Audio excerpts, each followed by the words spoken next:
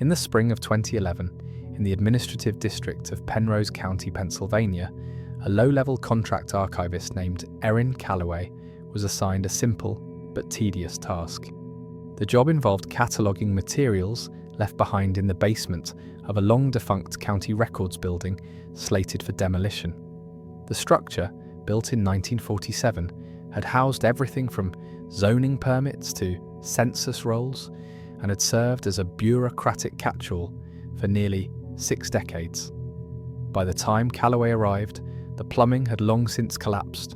Mould lined the grout between the floor tiles, and the air was thick with the smell of wet paper and rusted metal. She was expecting unremarkable detritus, old tax ledgers, forgotten DMV records, voter registration forms. Instead, tucked behind a corroded water heater in the farthest corner of the sub-basement, she found something that wasn't listed in any of the inventory logs. 17 cardboard boxes, no external markings, no file codes, just hand-torn packing tape, brittle with age, and the faint odour of formalin clinging to the seams. The boxes were stacked unevenly, some slumped inward, as if their contents had collapsed under their own weight. One bore the faint outline of a boot print. Calloway opened the first box at 10:16 a.m. Inside were roughly 24 thin paper folders. The tabs were labelled in fading pencil, many with just numbers, 012B, 77-4, or P034, and all bearing a common feature, a single blood-red stamp across the top, deceased. At first, Calloway assumed she had stumbled on old coroner's files or burial permits, but the contents didn't match any known death certificates. The files were loosely organised, written in an irregular blend of medical shorthand, personal notes, and internal memos. Dates ranged from 1959 to 1985. Most of the handwriting was scrawled in blue ink. A few bore typed summaries, others were entirely in red pencil. And the listed facility on nearly every record? Ashmere Asylum. She had never heard of it, neither had her supervisor. Calloway placed a call to the Penrose County Health Department. The clerk she reached, a man named Richie Dell, promised to search the archives and call her back. He didn't. 2 days later, when she called again, a different receptionist claimed no one named Richie Dell worked there. She tried the state medical board, no results. Then the Department of Mental Health and Welfare, which directed her to a disconnected phone line. Frustrated, she examined the contents of the remaining 16 boxes. What she found would end her career and nearly erase her name from the state's administrative memory. The boxes held an eclectic mixture of materials. Cassette tapes labelled Observation Ashmere in block capital letters. Patient logs so thinly typed they were nearly transparent.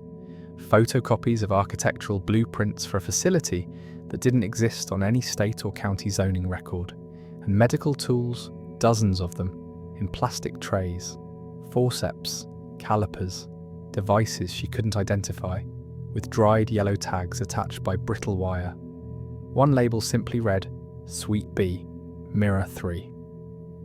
There were records of surgeries, though none conducted at any known hospital, names of patients, 312 unique individuals by her count, listed across rosters, test logs, and restraint usage reports. A handful of birth dates suggested minors. The oldest listed patient was 68, the youngest just 11. The more she read, the more unsettling the picture became. The patients were not criminally committed. Most were listed with vague diagnoses: schizoid, non-verbal, resistant, intractable grief. Many records were incomplete. A few included what appeared to be personal journals, stapled to the medical files as if they were part of the intake process. But what disturbed Calloway most wasn't the content. It was the silence. Ashmere Asylum, according to every official database and state record she searched, never existed. No building, no licensing, no director of record, no mentions in medical journals, court transcripts, or state inspection logs. The only references to it were inside these 17 boxes, gathering mildew in a basement that hadn't been entered in decades. And yet someone had kept these materials. Someone had packed them, labelled them, and hidden them, but not destroyed them. Calloway began writing her formal report. She photographed every box, every file. She composed a timeline, compiled cross-references, and submitted her findings to her immediate superior in the Historical Documentation Office. The following week, her access badge was revoked. 2 weeks later, she was transferred to a low-priority records division in Harrisburg. 3 months after that, she left her job entirely. When contacted in 2019 by an independent researcher conducting a records audit of the Penrose County Archives, Calloway refused to speak on the record. But in a private email, she included a brief and chilling sentence. "If you dig too far into Ashmere, you'll stop hearing your own voice." That researcher, a doctoral candidate named Kendra Voigt, attempted to retrieve the 17 boxes through a state transparency request. She was informed that they had been moved to a secure location for legal review. No further updates were provided. None of the boxes have been seen since. There are many things we still don't know about Ashmere Asylum, but we do know this. The State Health Department has no documentation of its funding. The Office of Patient Rights has never received a complaint tied to its location.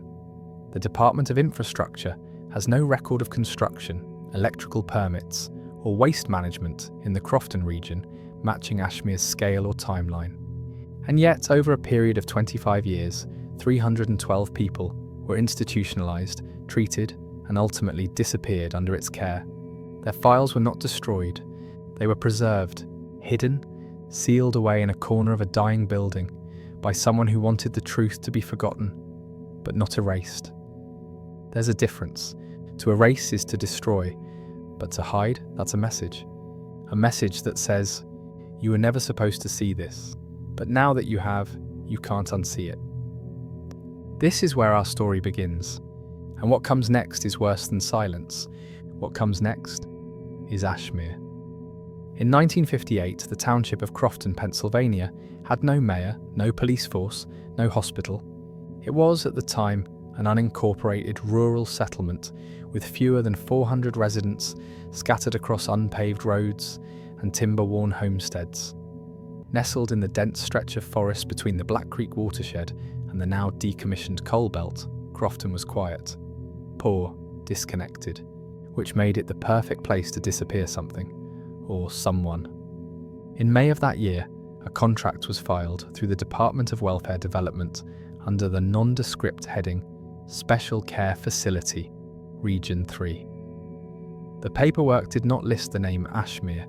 It referenced only a provisional site number, PC 1849.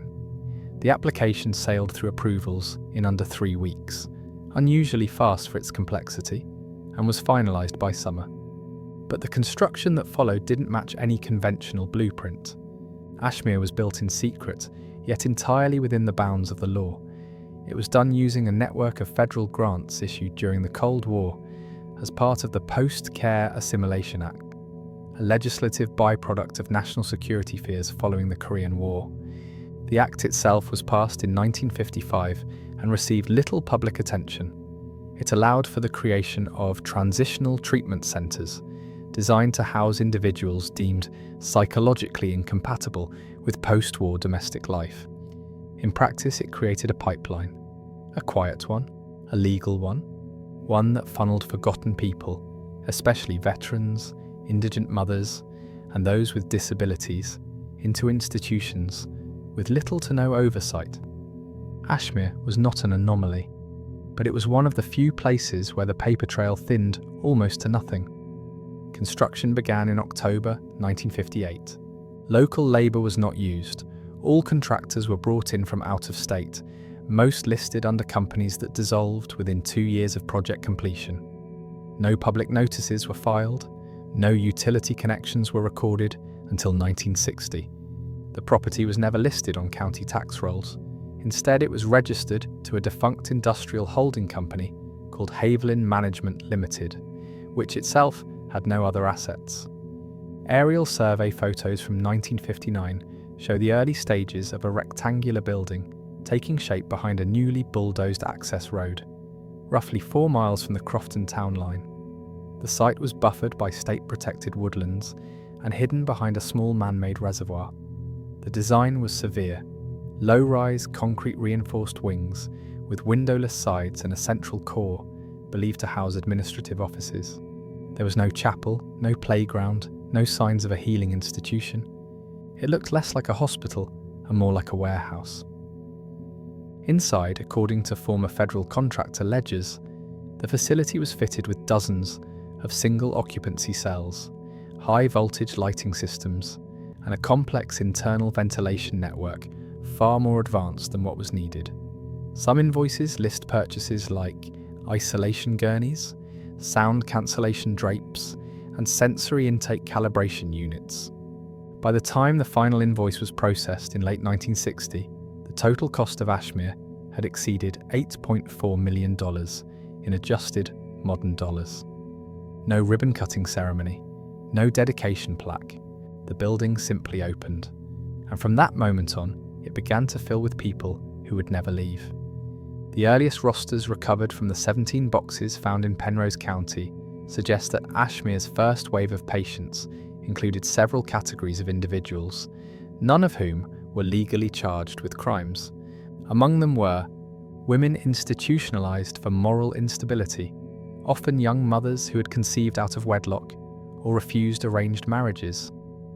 Veterans from Korea and early Cold War intelligence agencies, listed with combat stress reactions and obsessive memory retention. Disabled men and women removed from overcapacity hospitals, many of them with minor cognitive conditions, now treated through outpatient care. None of the listed individuals had family listed on file, none had legal representation. Most were committed through a single sentence referral signed by state-funded medical officers. A common justification: lacks post-care adaptive potential. That phrase appears over 200 times across the patient files. To understand how this happened, you have to understand what post-care really meant in that era. In the years following World War II and the Korean War, the US government began re-evaluating what it called societal reabsorption metrics. Veterans were returning in high numbers with unrecognized trauma. Mental institutions were overcrowded.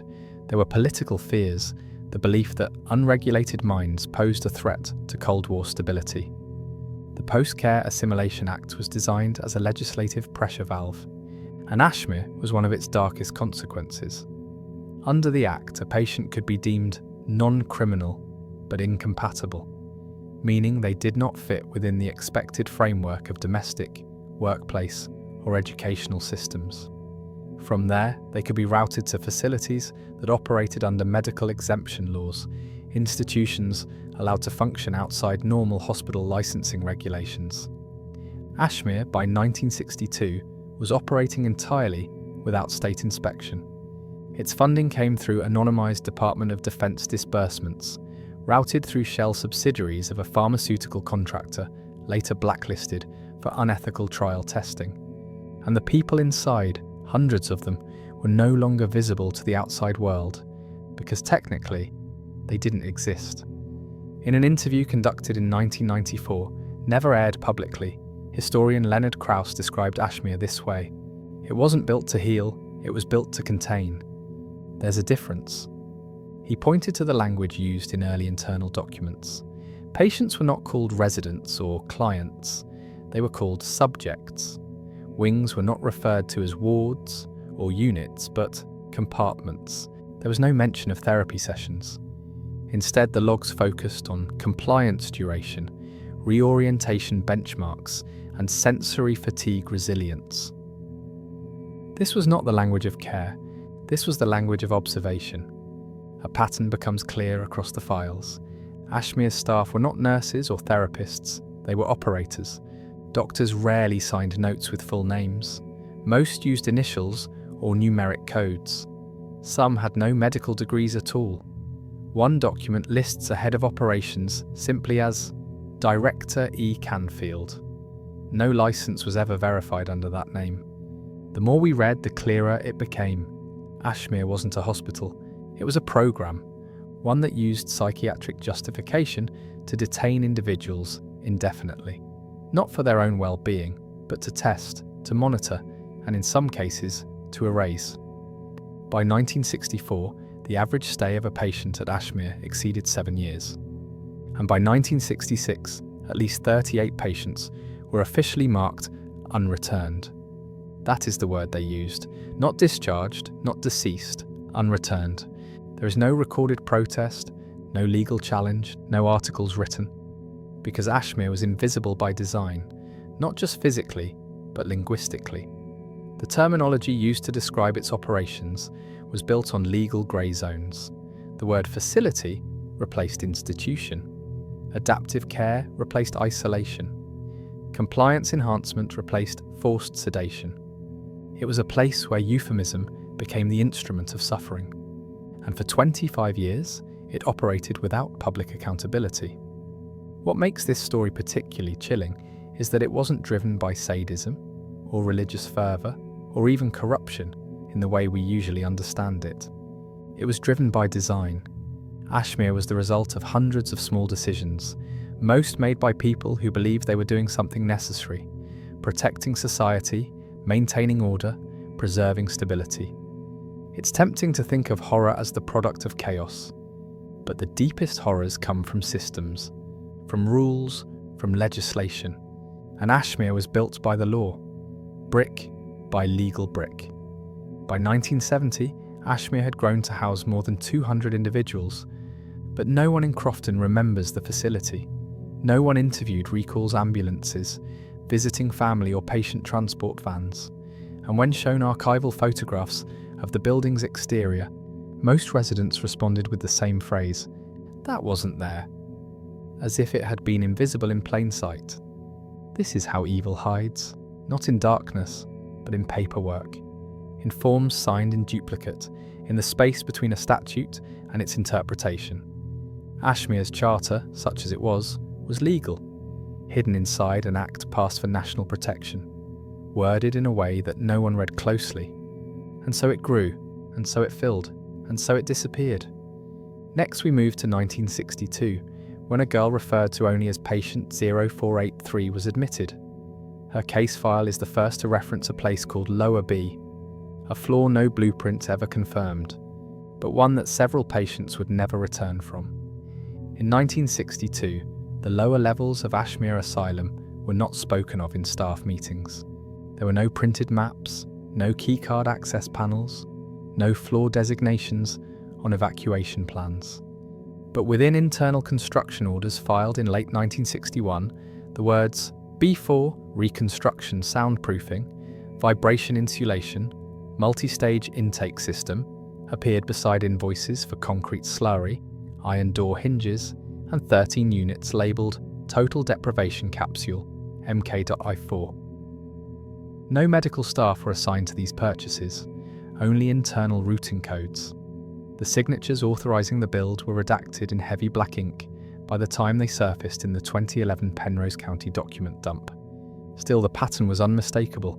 Ashmere had dug downward, and what it built beneath its already windowless foundation would redefine its purpose.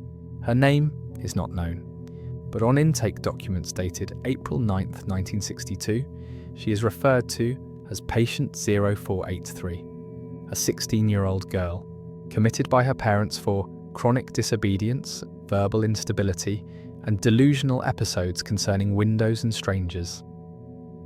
Her admission file is thin. A single-page psychological evaluation notes possible schizophrenia with auditory hallucinations, but no family history of mental illness. The field labelled School Adjustment History is blank. 0483 was reportedly removed from her home by private transport, not an ambulance. She arrived in a state of sedation, according to one nurse's first day report, too drowsy to protest, but visibly panicked. Her assigned compartment was Unit 3A in the East Wing. Her attending physician is listed as D. Havel, a name that appears nowhere else in the Ashmere record. She was the 48th patient admitted in the calendar year, and she would become the first recorded subject of a protocol now believed to be the most extreme ever conducted under Ashmere's care.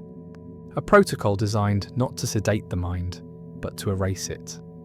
The early months of her stay show expected patterns: low appetite, erratic sleep, occasional episodes of screaming.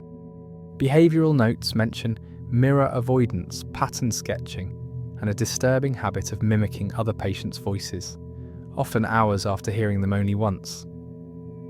She spoke rarely, but when she did, she asked one question over and over: "Where are the windows?" That question appears in no fewer than 5 logs, noted by 3 different staff members. In late August of 1962, a nurse named A. Renshaw submitted a referral for escalated compliance evaluation, citing 0483's lack of response to medication and her continued auditory repetition patterns. She was reportedly placed under a new treatment schedule, not assigned to any other patient. No name was given to the protocol, but her logs changed dramatically after that date. Daily observations vanish. Instead, a single line begins to appear, typed identically, over and over. Silence continues. From August 28th to December 3rd, 1962, 97 consecutive days. That phrase appears as the only documentation in 0483's file. No mention of meals, therapy, or interactions with staff. No notes of incident or behaviour. Just a sterile, unchanging report of absence.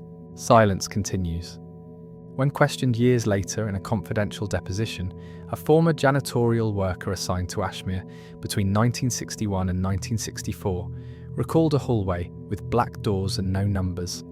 He claimed some rooms were cold, like a bank vault, and that he was instructed never to speak when delivering supplies there.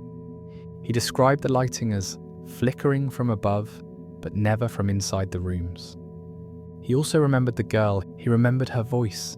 Not screaming, not crying, just a low whisper, saying one thing over and over: "I can still see it." When asked what she meant, she did not answer. She simply repeated it: "I can still see it." Evidence later surfaced of a renovation blueprint filed under the designation B4 expansion. It included technical diagrams for an isolation intake suite designed to remove all light, reduce auditory frequencies below human detection, and eliminate scent markers. In short, a total sensory deprivation chamber. The design matches systems used in classified naval experiments during the same decade. But unlike those, Ashmere's construction orders included restraints and floor bolts as part of the patient integration process. At least 41 subjects are now believed to have been cycled through the B4 protocol. Their files are fragmentary. Some bear only initials. Some are missing entirely, but a pattern emerges in the ones that remain. Each patient placed into the chamber stopped speaking. Not gradually, not in retreat, immediately. Staff reported patients sitting upright for hours without movement, blinking irregularly, and eventually refusing to respond to visual or auditory prompts. One doctor's note reads, "No resistance, no aggression, no response. Full compliance, but without presence."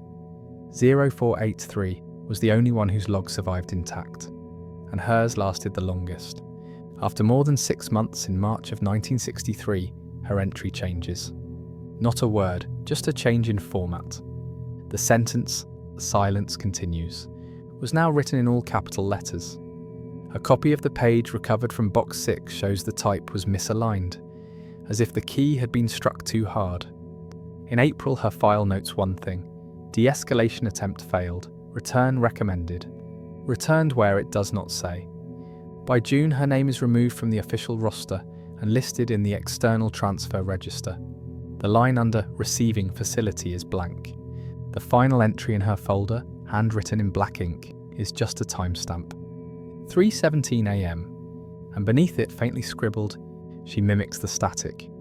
We do not know what happened to patient 0483. No external hospital has a matching intake. No death certificate was filed under her birth name, which was redacted in all copies of the intake sheet.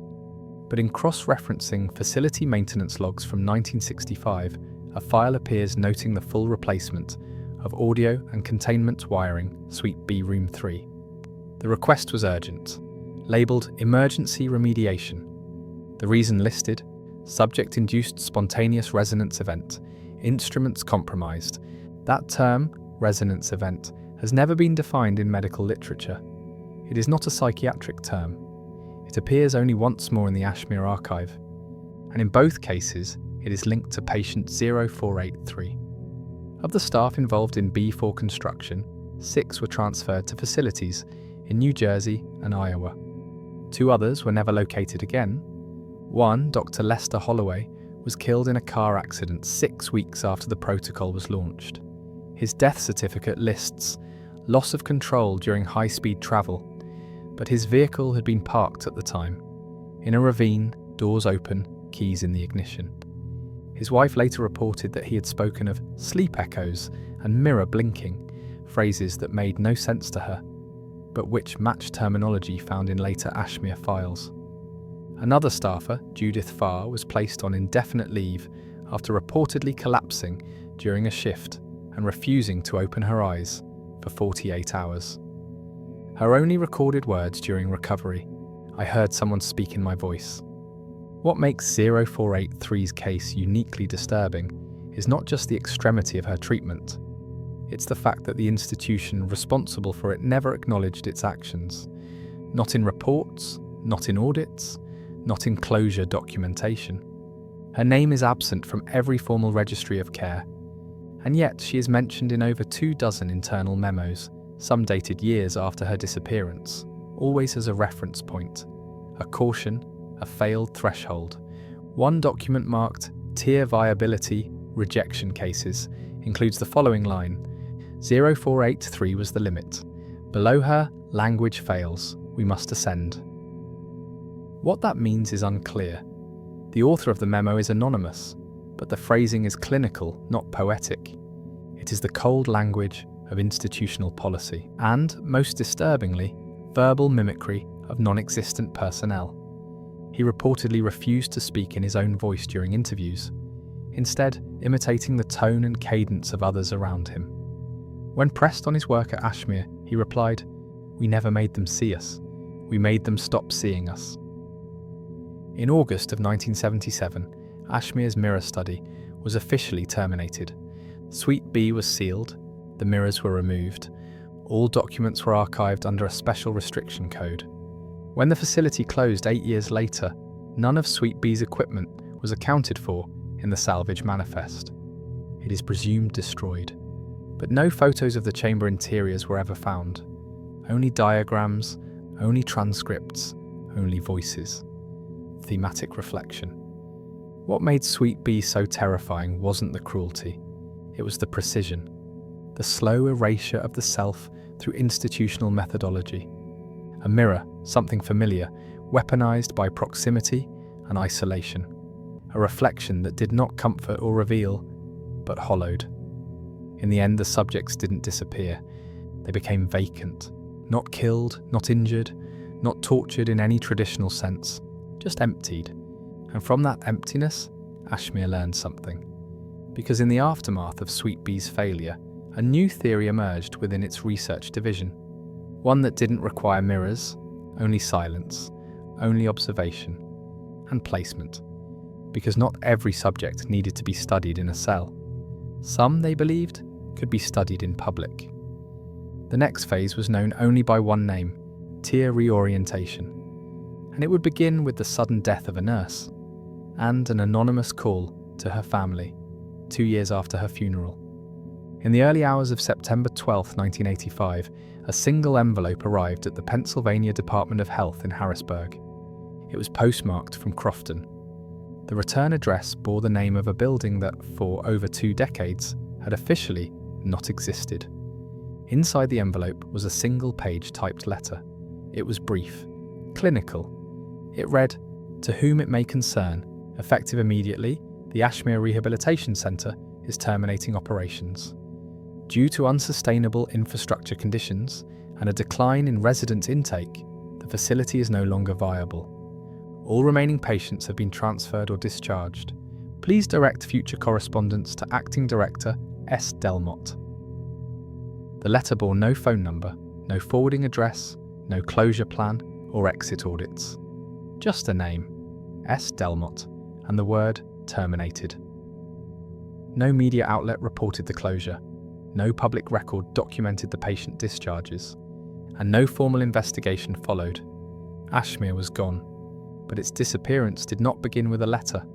It began 17 days earlier, in a hallway that no longer connected to the rest of the building. August 26, 1985, internal facility logs, partially recovered from Box 14 in the Penrose archive, document a routine sanitation report submitted by maintenance staff at 5:43 a.m. The entry is uneventful. B4 corridor, residual condensation along east vent. Recommend filter replacement. No odour, no obstruction. At 6:02 a.m, a second entry follows, shorter, distinctly different in tone. Sound in lower chamber, boiling or static. Movement not visible, but persistent. This line is marked with a yellow grease pencil, an internal alerting practice used for anomalies.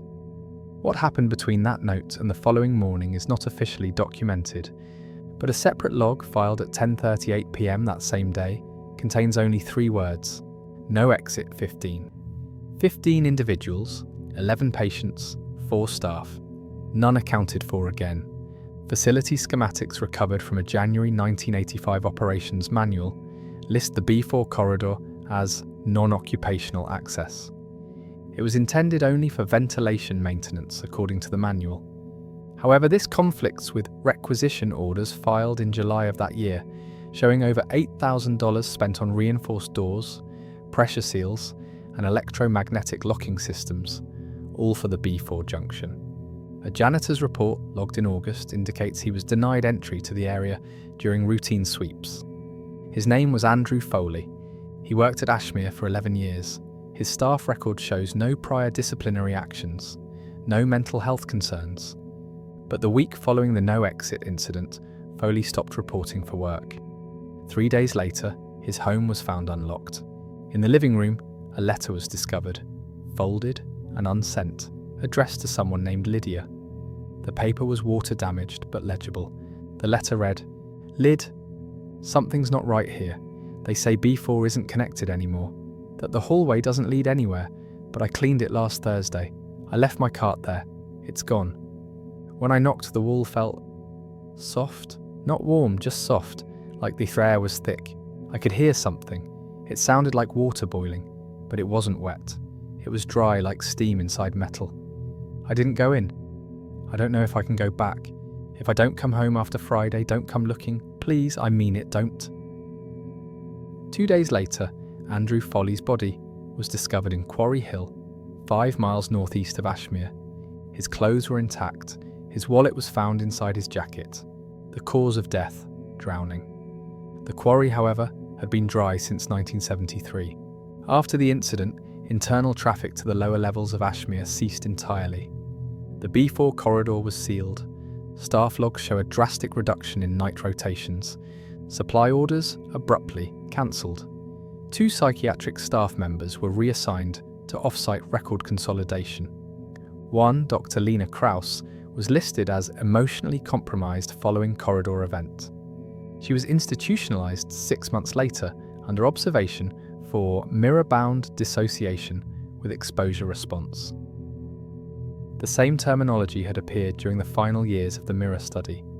Ashmere wasn't collapsing, it was folding inward. The letter from Acting Director S. Delmott arrived just 17 days after the event. There is no record of who Delmott was. No other documents bear the name, no staff badge, no photograph. But in the closure files sent to the state, his signature appears alongside exit documentation for 6 patients, all stamped transferred tier reorientation. No destination listed. None of the patients ever appeared in any known mental health registry again. Emergency dispatch logs from August 26th, the date of the B4 incident, are notably redacted. When subpoenaed in 1998 during a civil filing related to abandoned state-run facilities, the dispatch entry reads, "Dispatch not logged, site non-existent." That phrase appears nowhere else in any Pennsylvania emergency record. It is not a standard code. It is not recognised by dispatch protocol. The implication is chilling. Ashmere had, by that point, become invisible, not just administratively, but operationally. Calls from within its walls were no longer being recognised. Requests for aid were being silently ignored. The building was disappearing before it closed. On September 13th, one day after the letter was received, a private waste disposal contractor was seen hauling equipment from the facility's east wing.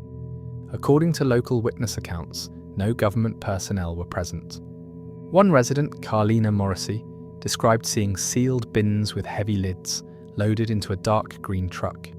The logo had been scratched off. She remembered one detail. A man unloading a bin dropped his gloves. When she offered to help, he told her, flatly, this place didn't exist. She asked what that meant. He just smiled and said, not anymore. By the end of the month, Ashmere was empty. No one guarded the property. No closure sign was posted. The doors were left locked. Windows were blacked out with paint. The access road was buried under brush. Within a year, nature had reclaimed the grounds. By 1987, satellite photos show the roof partially collapsed. Insects, vines, silence, nothing moved. Ashmere, once an institutional labyrinth, had become a concrete mausoleum. A sealed vault for the dead, the vanished and the altered. And yet paperwork continued. Through 1989, budgetary traces of Ashmere still appeared in internal state welfare reports, under names like Region 3 Shadow Care or Dormant Facility Tier A. Even as its physical presence was gone, its shadow remained, in file cabinets, in routed funds, in residual signatures. In some cases, these accounts continued until the early 1990s. One audit found funds marked for audio compliance insulation, a term used only once prior in recovered Ashmere documents, referring to Suite B. The memo approving it, signed again by S. Delmotte. There are no photos from the final days, no survivor interviews, only fragments, only notes scribbled in margins, only receipts with dates that should not exist. Ashmere did not end with a tragedy. It ended with an absence, the kind of silence that feels planned, structured, deliberate. Thematic statement. The horror of Ashmere's collapse lies not in its violence, but in its erasure. It was not stormed, it was not condemned, it simply ceased. And the bureaucracy accepted that. No one questioned the deaths. No one asked where the missing went. The institution was allowed to vanish, not because no one knew, but because everyone already understood. Ashmere was never supposed to last. Its purpose wasn't care. It wasn't research. It was containment. And containment has no conclusion, only failure, or disappearance. But Ashmere's silence was not total, because in 1991, 6 years after the doors closed, a single envelope appeared at the home of Marla Renner, the sister of one of the vanished nurses. Inside was a cassette tape. On the label, Tier 3, Subject D09. On the tape, the sound of a hallway. Footsteps, then breathing, then a woman's voice, low and broken. This is not where it ends. This is just the quiet before. The tape cuts off at the sound of a door slamming. And what follows is 19 seconds of something else. Not static, not breathing. A sound that, according to audio analysts, bore the resonance profile of a pressurized chamber in thermal collapse. What that means is unclear, but what came after was worse. Because following the tape's discovery, 7 more letters were received by families of missing staff, each one sealed in unmarked envelopes, each one postmarked from different towns, each one containing a name, a date, and the phrase, "not discharged." No explanation, no contact, just those words, over and over, "not discharged, not discharged, not discharged." And so, while Ashmere may have closed on paper, its legacy remained. In silence, in vanished corridors, in families who still wait, and in a hallway that no longer connects to the rest of the building. Because maybe it never did. There are 312 names. That's the number confirmed in the recovered files, the names handwritten, typed or stamped across a series of patient logs, observation notes, and transfer slips discovered in 2011 within the Penrose County Archive. Most appear once, some multiple times, their names slightly altered, sometimes reduced to initials. A few files repeat a name with a different ID number, but the final tally is consistent. 312 people were committed to Ashmere Asylum between 1959 and 1985. Not all were formally admitted. Some arrived via court referrals, others via private contract through affiliated hospitals, foster systems, or what one intake memo chillingly labelled emergency displacement.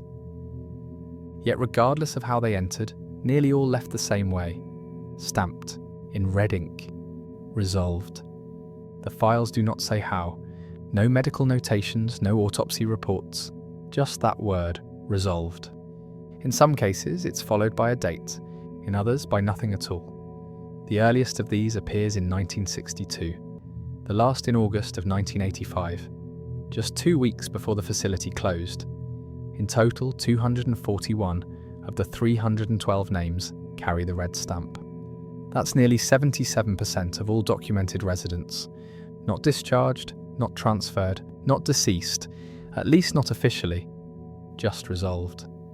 An internal report dated March 1974, labelled Patient Outcome Chart, includes a handwritten annotation in the bottom margin. It reads, "Increase in tier cases =, faster resolutions, director satisfied." This is the first confirmed mention of what would later become the most obscured element in Ashmere's operational history, the Tier Reorientation Programme. It is not referenced in any external state document. It appears only in internal memos and undocumented treatment plans, all tied to years when patient deaths rose sharply. Between 1974 and 1979, 96 patients were marked as resolved. That's one death on average every 19 days for 5 years. The timing of the spike directly aligns with the appointment of Director Ronald Kesner, a psychiatrist with no verified certification but extensive ties to privately run mental health facilities across 4 states. Kesner's signature appears on over half of the tier documentation. But by the time Ashmere closed in 1985, he was already gone. His last recorded activity? Approving an expansion of Lower Wing D, an area not listed on any architectural blueprint filed with the state. The families of the 312 victims were rarely notified. In dozens of cases, no contact was ever initiated after commitment. Where communication did occur, the responses were formulaic. Your relative left the facility against medical advice. Their file is closed. Further inquiry is not permitted under state privacy law. This exact phrasing appears in 14 different letters, all dated between 1977 and 1983. The families were told to accept closure, but closure never came, because some of them began to receive calls, anonymous, late at night. No caller ID, just voices, whispering, sometimes repeating the same word, below. One of the most disturbing cases is that of Erica Rensley, a 26-year-old woman institutionalized in 1975 for what court records describe as emotional instability following traumatic loss. She had lost her child in a house fire 6 months prior. Admitted under emergency psychiatric hold, Erica was transferred from a county clinic to Ashmere within 48 hours. She was never seen again. Her family received a single notice in December of that year.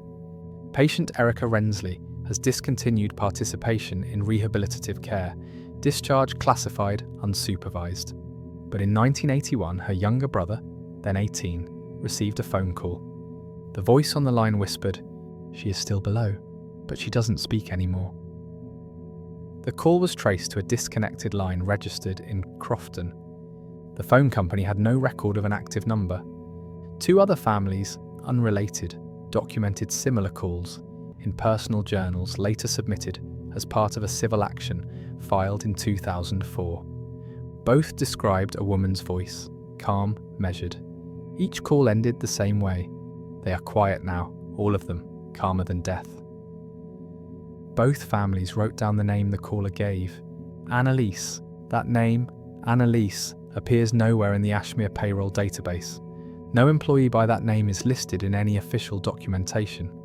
But handwritten notes in 6 separate patient files, notes not part of any standard form, bear the same scrawl in ink.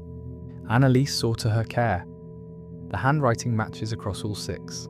The patients, all marked resolved within a 6-week span in 1982, one of them was just 14 years old. No interviews with former staff have confirmed Annalise's identity. but internal correspondence includes multiple mentions of a non-registered tier monitor assigned to Lower D. One note from 1983 describes a staff rotation interrupted by what the writer calls Annalise's presence in Corridor 7D. Another simply states, patient responded only to Annalise, no mirror, no light, no sedation required. Who or what Annalise was remains unknown, but her name appears in a chilling number of marginal annotations, and always only on tier cases. So what exactly was tier reorientation? There is no formal description and no operating manual, no confirmed footage or surviving transcripts. What we have are fragments, memos, budget notations, shredded floor schematics. A receipt from 1978 shows the purchase of 6 sensory filtration pods, unit Tier 3, compression compatible. Another document orders reinforced doors for Lower D, with silent hinges and isolation node rails. All of it points to something methodical, something not intended to treat or even confine, but to alter. One theory, proposed in a sealed 1996 ethics report, suggests the TIER program may have been a neurological reduction trial, a program designed to systematically collapse emotional and cognitive reflexes in patients with long-term trauma or non-compliant psychosis. The goal, complete identity cessation without physical termination. In essence, to silence the patient from within, to remove not the body, but the voice. The mirror was no longer required. By 1980, internal documents make almost no reference to visual stimulus. Instead, they speak of repetition zones, unvoiced protocol tiers, and internal looping drift. What makes this horrific is not the theory, it's the pattern. Every year tier protocol expanded, deaths increased. Every time funding was rerouted to B-level infrastructure, resolved cases followed. The directors changed, the patients vanished, the staff withdrew, but the red stamps kept coming. And the names, all 312 of them, remained. Stamped, silenced, never spoken aloud. We spoke with Nancy Corrin, the niece of a former Ashmere patient, who kept copies of every letter her family ever received. None mentioned death, none offered comfort, just formal closure. When asked why she kept them, she said, "Because no one ever said he died, they just said, he stopped being a patient, that's not the same thing." She's right, it's not. And if even one of the 312 was subjected to tier reorientation, the silence was not just institutional, it was inflicted.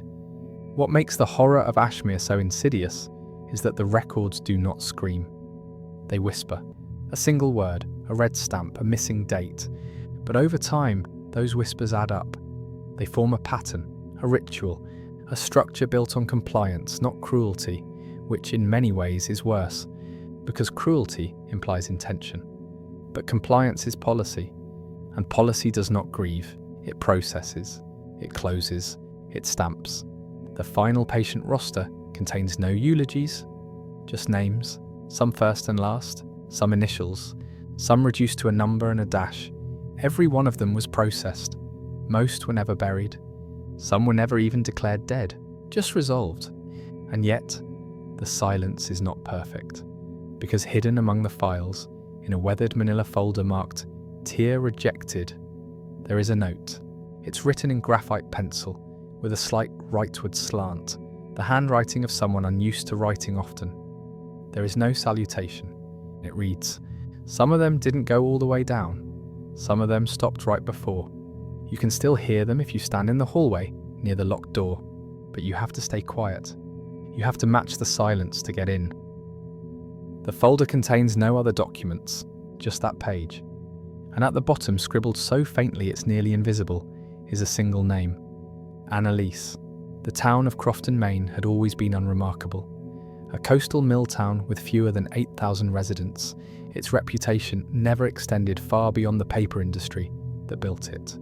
And yet, buried beneath that sleepy facade was the truth behind one of the most systematically buried atrocities in state history. A truth that would never fully surface, because Crofton itself helped erase it. By the mid-1980s, Ashmere Asylum had already been shuttered. The final patients had been discharged, reassigned, or, in the words of several families, simply vanished. The closure came quietly in September of 1985, with no official ceremony, no investigation, and no announcement to the public.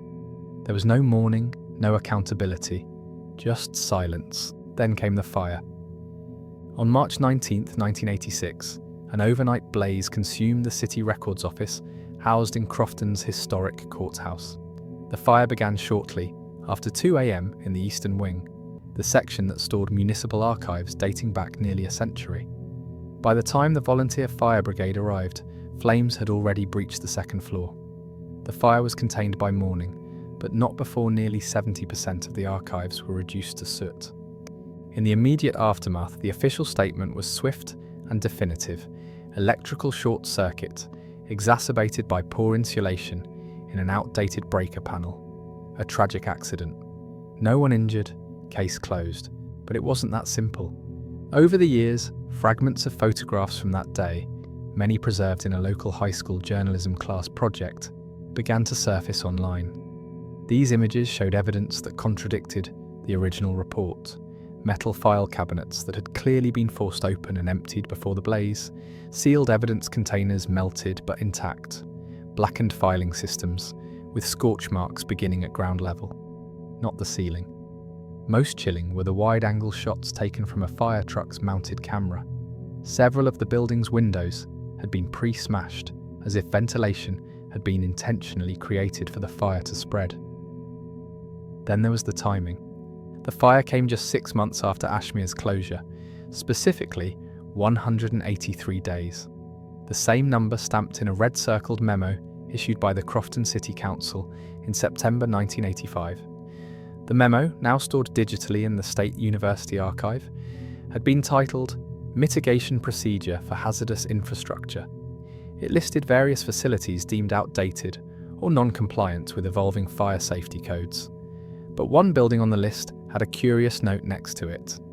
Ashmere, closed, contents under jurisdiction of judicial review. Judicial review is not a phrase found in standard municipal planning language, and no other building on the list had such a label. The connection might have faded into obscurity if not for a set of whistleblower documents released anonymously in 2009 to a now defunct local website. The source, their identity never confirmed, claimed to have worked in the city planning office during the 1980s. Their testimony included photocopies of floor plans, interdepartmental memos, and one crucial piece, a handwritten statement, allegedly from a senior fire marshal, dated March 14, 1986. It read, in a block print, "Procedure will be carried out as discussed. Remove key assets. Fire team prepped. Finality is preferred." Finality is preferred. The phrase became a subject of morbid fascination for those who encountered it online. Was it a euphemism? A bureaucratic shrug? Or something darker? An instruction? The building itself, known as the Crofton Municipal Annex, was never rebuilt. The scorched lot remained fenced off for nearly a decade, overgrown with weeds and rusting scaffolding. In 1997, a local developer attempted to repurpose the land for condominiums, but the project stalled amid complaints about structural instability and, curiously, lack of historical zoning records. The application was eventually denied due to archival absence, a phrase that by then had become disturbingly common in all conversations about Ashmere. Investigators, researchers and documentarians who visited Crofton after the 2000s were struck by the same pattern. When asking older residents about the asylum, a few would give vague recollections. "Oh, that old place up on the ridge," or "they had some strange doctors there, didn't they?" But the majority responded with discomfort or deliberate dismissal. The most common answer was a simple refrain, spoken with calm finality. "It's better this way." That phrase, echoed almost verbatim by over a dozen interviewees across separate years, hinted at something deeper than amnesia. This wasn't just a case of time erasing memory, it was protection, a collectively agreed upon silence, an understanding that the truth, if unearthed, would expose something unbearable. Crofton was not a town with many secrets. It had no major scandals, no organised crime, no known history of corruption. And that is perhaps what made the silence around Ashmere even more unsettling. When a community without prior stain chooses to forget so aggressively, the reason must be extraordinary. An anonymous interview published in a 2012 independent documentary titled Northern Shame revealed what might have been the closest anyone ever came to a confession. The interviewee, an elderly woman identified only as Mrs. A, had worked as a custodian in the municipal office during the 1980s. Her statement, captured on handheld camera, was quiet and matter-of-fact. "They told us to take the week off, said the building would be fumigated or something. But that night, I saw men wheeling out boxes. Big ones, too heavy for just papers. They had no labels, no tags, just numbers. When I came back to work, the place smelled like gasoline. Not smoke, gasoline." The footage ends with her turning off the camera herself. When the Crofton Herald published a follow-up piece on the interview, the town council issued a single-sentence statement. "No comment regarding speculative fiction about our town will be offered." And that was it. The story once again was left to rot in the margins. Ashmere's story didn't conclude with a dramatic trial or a recovered cache of files. There were no lawsuits, no headlines, no official apology. Instead, it ended with ashes, with empty shelves and blackened walls, with archival voids that no institution could explain, with whispers that died in stairwells and hallways no longer standing. What makes the final chapter of Ashmere so haunting is not what we know. It's what was methodically erased. It's that at some point, someone, or many, decided that the horror was too much to preserve, that the records themselves posed too great a threat to be allowed to survive, and so Crofton erased itself. It's difficult to overstate the completeness of the purge. When independent archivists from the Maine Historical Society attempted to catalogue the Crofton municipal records in 1998, they encountered entire decades missing. Just documents relating to Ashmere, but permits, invoices, property records, and town council proceedings from 1960 through 1986. Microfilm reels from those years had been mislabeled or magnetically wiped, index cards held only truncated entries. And the master inventory binder, which should have logged every file stored in the courthouse basement, was missing entirely. When questioned, the town clerk, a man named Jonathan Muse, who had held the position since 1974, simply stated that a long-standing electrical issue had made digitization impossible.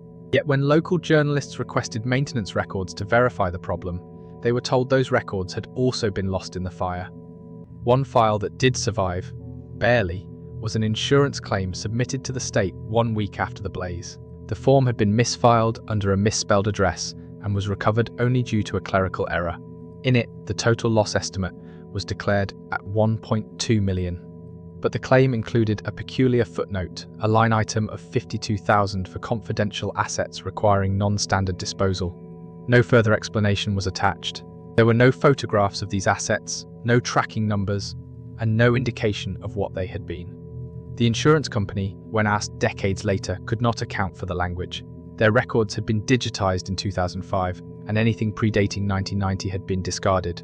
And so the most plausible physical evidence of what had been stored inside the Ashmere files, what had warranted fireproof vaults, sealed containers, and government classification, was reduced to a single ambiguous invoice. But perhaps the most disturbing part of Crofton's silence came not from officials, but from families. In 2010, a researcher named Owen Ellis began contacting relatives of former Ashmere patients. Over 2 years, he compiled a list of 197 names, next of kin whose loved ones had been committed between 1958 and 1984. Ellis reached out to all of them.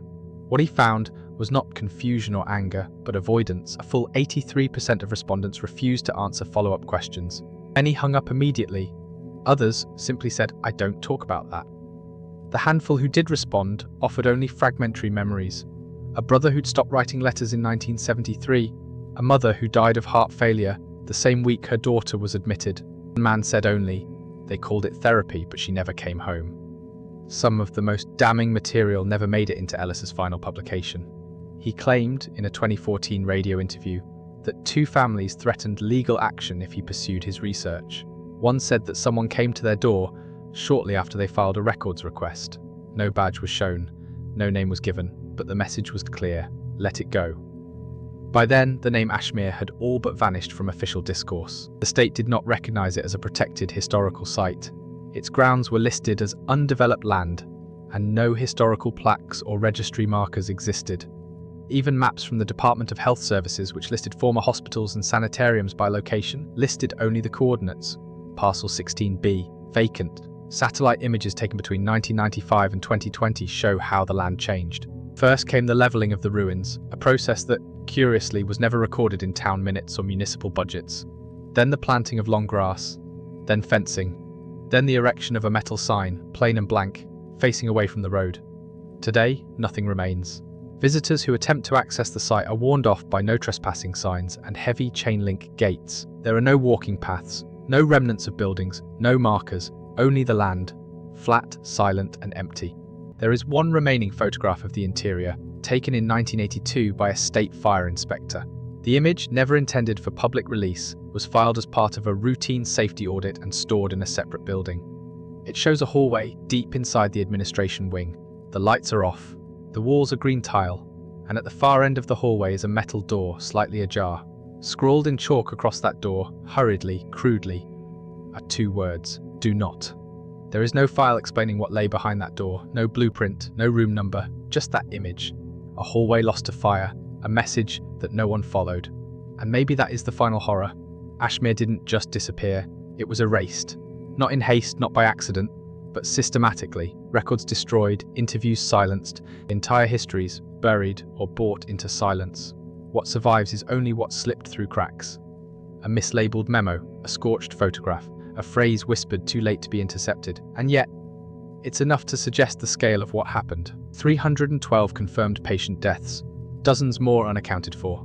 A facility with no audit, no inquiry, no justice, and a town, small, decent, quiet, that chose, perhaps for survival, to become complicit in forgetting. This wasn't evil with fangs or fire. This wasn't a monster in the woods. It was something colder, bureaucratic, methodical, made not of rage, but policy. A horror shaped by clipboards and signatures, by silence. The residents of Crofton don't talk about Ashmere, not in public, not even in whispers. Ask them, and they'll say, that place? It's better this way. But it isn't, because when evil is buried instead of named, it doesn't die. It rots. And then it returns, in the form of absence, of unfinished grief, of families who never saw a body, never received a file, never knew what was done to the people they loved.